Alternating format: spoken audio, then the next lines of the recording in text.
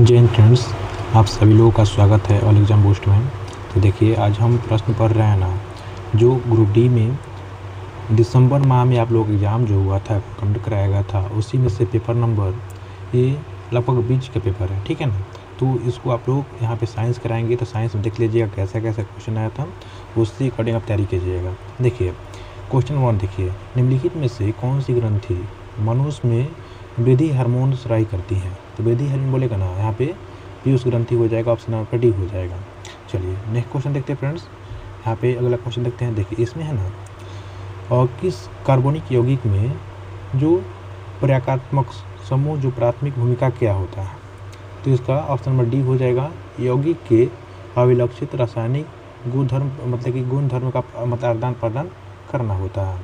देखिए question number 3 देखते हैं। यहाँ पे इसमें लिखा निम्नलिखित में से कौन सा कथन यह सर्वोत्तम प्रदर्शित करता है कि द्रवों के बीच का अंतराल मतलब होता है। देखिए द्रव जो मान लीजिए पानी लेते हैं, तो पानी में कोई चीज़ घुल जाता है, तो क्यों घुलेगा, ये दर्शाता है ना कि पानी मतलब कि पानी में जो गैप है ना, गैप रहता है, यानी यहाँ पे चीनी में जल का घुल जाना, यानी पानी में चीनी घुल जाता है। जैसे हम पता लगा लेते हैं कि हाँ पानी में चीनी क्यों घुला, क्योंकि उसमें कुछ मतलब जगह रहेगा तभी ना खुलेगा। तब समझ यहाँ पे ए लगा लीजिएगा। देखिए क्वेश्चन 4 देखते हैं। यहाँ पे निम्नलिखित में से सहसंयोजन यौगिक के किस साझा इलेक्ट्रॉनों के युग्म की संख्या सबसे कम है। देखिए सहसंयोजन जो होता है ना, इसको कोऑर्डिनेट बोलते हैं। तो क्या हो जाएगा, जो नॉन मेटल मिलकर बनता है, लेकिन आयोनिक जो होता है ना, मेटल प्लस में नॉन मेटल मिलकर बनता है। तो यहाँ पे H2 हो जाएगा। तो यहाँ पे सबसे कम साझा करता है। चलिए यहाँ पे अगला क्वेश्चन लिखते हैं। इसी अकॉर्डिंग आपको तैयारी कीजिएगा, क्योंकि यहाँ पे देख सकते हैं कि कैसे कैसे क्वेश्चन आया था। Which is the flying statement correct explain the phenomenon of जो मतलब कि डिस्प्लेशन होता है ना, तो उसके बारे में पूछ रहा है, ठीक है। तो यहाँ पे देखिए ऑप्शन नंबर सी हो जाएगा। Dispersion is a splitting of white light into 7। देखिए जो लाइट होता है, लाइट आता है वाइट लाइट, ये 7 कलर में टूट जाता है, तो इसको हम क्या बोलते हैं, डिस्पर्सन ऑफ लाइट बोलते हैं। वही पूछ रहा है, तो ऑप्शन नंबर सी लगा लीजिएगा। देखिए फ्रेंड्स, इसी को आप लोग चैनल को सब्सक्राइब भी करते रहिएगा। देखिए यहाँ पे कोशिका के संबंध में निम्नलिखित में से कौन सा कथन असत्य है। कोशिका जो होती है ना, वो सभी समान आकार का नहीं होता। देखिए इसमें ऑप्शन सी देखिए ना, तो यहाँ पे समान आकार दे रखा है, यानी गलत हो जाएगा। तो ऑप्शन नंबर सी हो जाएगा, ठीक है। चैनल को सब्सक्राइब कर लीजिए फ्रेंड्स, और इसी अकॉर्डिंग तैयारी कीजिएगा आप लोग। निम्नलिखित में से कौन सी संरचना रुक्ष अंत द्रव्य नलिकाएँ होती है ना, यानी ER होता है, एंडोप्लाज्मिक रेटिकुलम होता है, उसके ऊपर पाया जाता है। तो क्या हो जाएगा, राइबोसोम हो जाएगा। राइबोसोम जो होता है ना, ये प्रोटीन के फैक्ट्री भी कहते हैं। तो ऑप्शन नंबर सी हो जाएगा, यहाँ पे लगा लीजिएगा। देखिए 8 नंबर क्वेश्चन लिखते हैं ना, यहाँ पे आप लोगों का मतलब कि न्यूमेरिकल दे रखा है। रेखा 40 मीटर लंबे पुल तैयार करती हैं, और एक रिजु पथ पे 1 मिनट में एक छोर से दूसरे छोर पे मतलब जाने में जो 80 मीटर का दूरी तय करता है। यानी मान लीजिए कि यहाँ पे एक रोड है, यहाँ पे पुल है, और 40 मीटर का है, आने जाने में उसको 80 मीटर का समय लग गया, ठीक है ना, मतलब डिस्टेंस 80 मीटर हो गया। तो उसका औसतन वेग निकलना है। तो वेग क्या होता है, वेग इज इक्वल टू डिस्प्लेसमेंट बटा में टाइम टेकन होता है। तो मान लीजिए कोई व्यक्ति यहाँ से गया, वहाँ गया, फिर वापस आ गया, तो डिस्प्लेसमेंट हो गया 0। तो क्या हो जाएगा, 0 अपन में time taken is equal to 0। Option यहाँ पे बी लगा लीजिएगा। देखिए यहाँ पे 8 नंबर क्वेश्चन देखते हैं हम। 8 नंबर क्वेश्चन देखिएगा ना, यहाँ बोल रहा है कि मुंह का pH मान जो होता है ना, कितना से कम होने पे क्या होता है कि आपका दांत का क्षरण होने लगता है। तब 5.5 से अगर pH कम होगा तो दांत का क्षरण स्टार्ट हो जाता है। चलिए फ्रेंड्स क्वेश्चन 10 देखिए। इसमें कि पवन चक्की के ब्लेड निम्नलिखित में से किसके कारण घूर्णन करता है।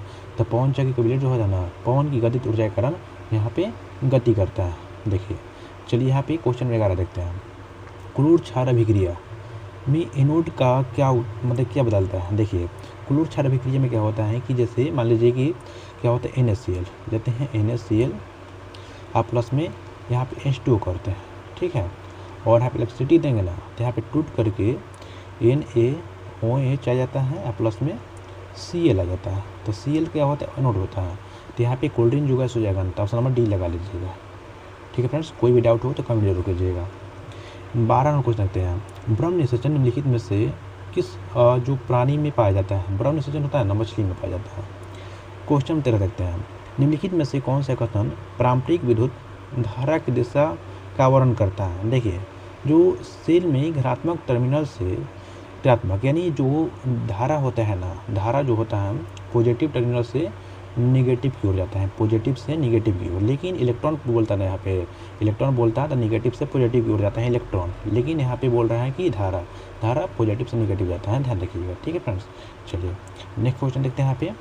यहाँ पे 14 नंबर क्वेश्चन देखते हैं। 14 में क्वेश्चन देखिएगा ना, यहाँ पे लिखा है कि एक व्यक्ति 10 मीटर त्रिज्या वाले वृत्ताकार पथ के साइकिल चलाता है और 10 मिनट में एक चक्कर पूरा करता है, उसका औसतन वेग क्या हो जाएगा? तो वेग यही बताएं कि velocity is equal to displacement बटे में टाइम टेकन होता है। तो मान लीजिए कि कोई व्यक्ति जाता है 10 मीटर, तो यहाँ से जाकर यहाँ रुक जाता है, डिस्प्लेसमेंट हुआ है 0, तो 0/t इज इक्वल टू 0 होता है, तब समय भी लगा लीजिएगा। देखते हैं यहाँ पे 15 नंबर क्वेश्चन देखते हैं। यहाँ पे आपका नंबरिकल आ गया है तो यहाँ पे देख लीजिएगा, ठीक है ना। क्वेश्चन नंबर 16 देखते हैं एक बार।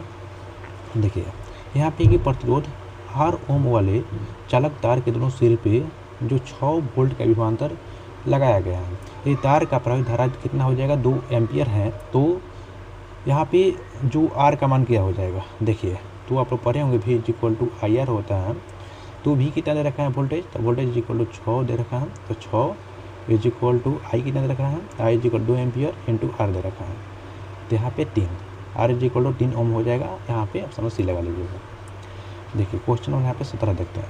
17 में देखते हैं ना, बोल रहे कैल्शियम हाइड्रोक्साइड वायु की उपस्थिति में कार्बन डाइऑक्साइड के साथ में धीमी गति से अभिक्रिया करके निम्नलिखित में से किस पदार्थ का एक पतली तरल बनाता है जिसका उपयोग सफ़ेद करने में, मतलब कि सफ़ेदी करने में उपयोग किया जाता है? तो क्या हो जाएगा? CaCO3 हो जाएगा, ठीक है ना, कैल्शियम कार्बोनेट हो जाएगा। चलिए 18वां क्वेश्चन देखते हैं। देखिए, प्रिज्म के माध्यम से सूर्य का प्रकाश परिकिरण से बने स्पेक्ट्रम में कौन सा रंग सबसे अधिक विचलन होता है? तो यहाँ पे देखेंगे कि सफ़ेद लाइट जाएगा, सबसे ज़्यादा विचलन किसका होता है? बैगनी का। सबसे कम किसका? लाल का। ध्यान रखिएगा, ठीक है ना, तो बैगनी ऑप्शन यहाँ पे लगा के चलिएगा। क्वेश्चन देखते हैं 19 नंबर। यहाँ पे है कि 19 देखिए, उस तत्व का परमाणु क्रमांक कितना है? इसके 17 इलेक्ट्रॉन और 18 इलेक्ट्रॉन है। देखिए, परमाणु क्रमांक उतना ही होता है जितना इलेक्ट्रॉन की संख्या होता है। इलेक्ट्रॉन की संख्या, प्रोटॉन की संख्या और एटॉमिक नंबर सब बराबर होता है। 17 हो जाएगा, यहाँ पे 17 ही आंसर हो जाएगा, ठीक है। चलिए क्वेश्चन नंबर यहाँ पे देखते हैं 20 नंबर क्वेश्चन देखते हैं। यहाँ बोल रहे हैं कि लैंगिक प्रजनन के परिणाम स्वरूप जो संगतियों में सबसे अधिक विभिन्नता पाई जाती है, क्यों? क्योंकि इसमें 2 अवशिष्ट अनुवांशिक पदार्थों का यहाँ पे क्या होता है? संयोजन होता है। जानबे करते हैं कि जो इसमें क्या होता है? मियोसिस होता है, ठीक है, ध्यान रखिएगा। क्वेश्चन और 21 देखते हैं। 21 देखते हैं, तो तंत्रिका कोशिकाओं के किन भाग में पहला विद्युत आवेग उत्पन्न होता है? यहाँ पे क्या हो जाएगा? तो ध्यान रखिएगा, डेंड्राइट हो जाता है। चलिए क्वेश्चन नंबर पे 22 देखते हैं। 22 नंबर है ना फ्रेंड्स। देखिए, निम्नलिखित में से कौन सा विकल्प मेंडल के प्रयोग F1 पीढ़ी अप्रवाहित लक्षणों को अनुपस्थिति और F2 पीढ़ी में उनकी पुनः अनुपस्थिति की व्याख्या करते हैं? तो ऑप्शन बी लगा लीजिएगा कि अप्रभावी एलिन F के छिपे रहते हैं, लेकिन प्रतिकरण के कारण F2 पुनः प्रकट हो जाता है। चलिए क्वेश्चन नंबर 23 देखते हैं। बोल रहे हैं कि जो कर्व सेलिंग, यानी जो आप लोगों का दीवार होता है, तो सेलिंग लगाते हैं आप दीवार में, क्यों लगाते हैं? क्योंकि देखिए, ध्वनि होती है ना, मान लीजिए कि आप किसी रूम में जाते हैं तो ध्वनि पूरा गूंज मरता है। एक गूंज से बचने के लिए वहाँ पे सेलिंग लगाया जाता है कि जो ध्वनि होता है सभी जगह बराबर मात्रा में पहुँचे। तो ऑप्शन भी हो जाएगा, यानी ध्वनि तरंगे को हॉल में सभी भागों में समान रूप से पहुँचाने के लिए हम इसको लगाते हैं सेलिंग, ठीक है। चलिए फ्रेंड्स क्वेश्चन नंबर 24 देखते हैं। सेकेंड लास्ट क्वेश्चन है। यहाँ पे देखिए, निम्नलिखित में से कौन सा सामग्री लंबे समय तक अपरिवर्तित रहती है? जब भी कहते हैं प्लास्टिक जो होता है ना, ख़त्म नहीं होता है, तब समझ सी हो जाएगा। यहाँ 25 देखते हैं क्वेश्चन। द्रव के कणों के संबंध में सही कथन का चयन करें। तो यहाँ पे देखेंगे ना, तो ऑप्शन भी हो जाएगा, द्रव के कण नियंत्रण गति करते हैं। हाँ, द्रव हो गया, गैस हो गया, उसका कण जो होता है ना गति करते रहता है, लेकिन सॉलिड का जो सॉलिड होता है नहीं ठोस होता है, उसका द्रव मतलब कि जो कण होता है ना गति नहीं करता है, ठीक है फ्रेंड्स। तो आप लोग चैनल पर नए होंगे तो सब्सक्राइब कर लीजिएगा। मिलते हैं नेक्स्ट वीडियो में, तब तक के लिए धन्यवाद आप सभी लोगों को।